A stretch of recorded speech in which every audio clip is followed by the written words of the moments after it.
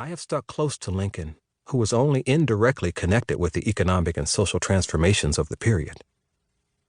Convinced, surprisingly, that 19th century America offered few nurturing materials, Donald presents Lincoln as the quintessential self-made man, who displayed enormous capacity for growth, which enabled one of the least experienced and poorly prepared men ever elected to high office to become the greatest American president. Some version of this single-handed climb from primitiveness to greatness narrative informs other biographies as well. Even the popular culture around Lincoln, in Donald's view, was tame and uninteresting.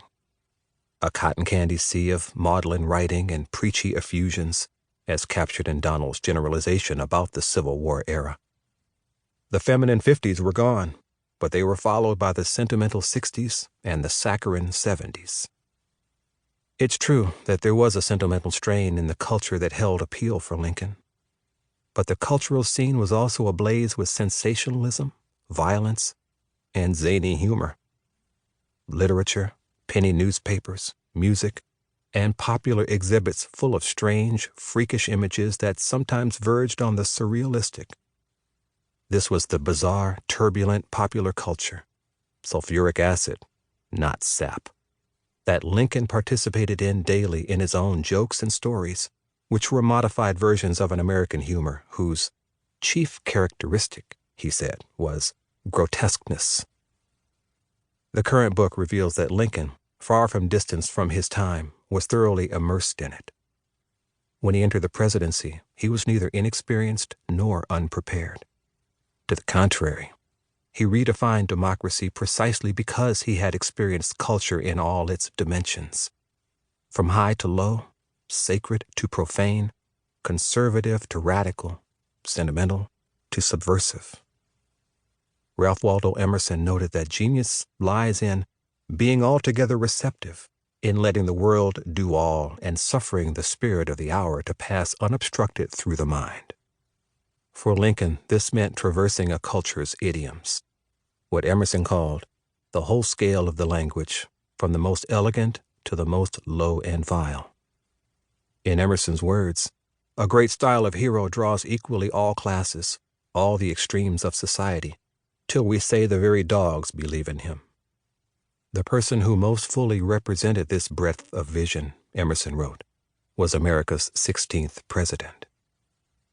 Abraham Lincoln is perhaps the most remarkable example of this class that we have seen. A man who is at home and welcome with the humblest, and with a spirit and a practical vein in the times of terror that commanded the admiration of the wisest. His heart was as great as the world, but there was no room in it to hold the memory of a wrong. Indeed, Lincoln was unusually responsive to the spirit of the hour, and this responsiveness fostered his practicality and his compassion. His close friend, Joshua Speed, commented, Lincoln studied and appropriated to himself all that came within his observation. Everything that he saw, read, or heard added to the store of his information. Nothing was too small to escape his observation.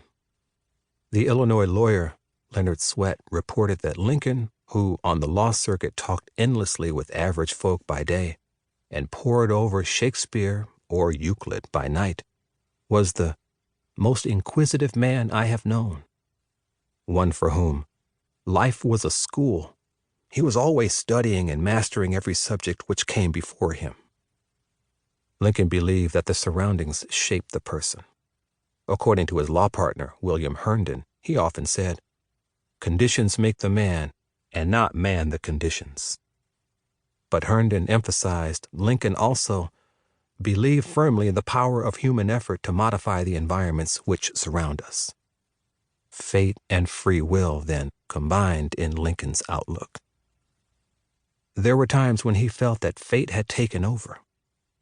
At a trying moment during the Civil War, Lincoln wrote, "I claim not to have controlled events, but confess plainly that events have controlled me." At other times, though, he took an active and aggressive stance toward the world. He became a shaper and a creator, not just an observer or a receiver. Lincoln declared, "He who molds public sentiment goes deeper than he who enacts statutes or pronounces decisions."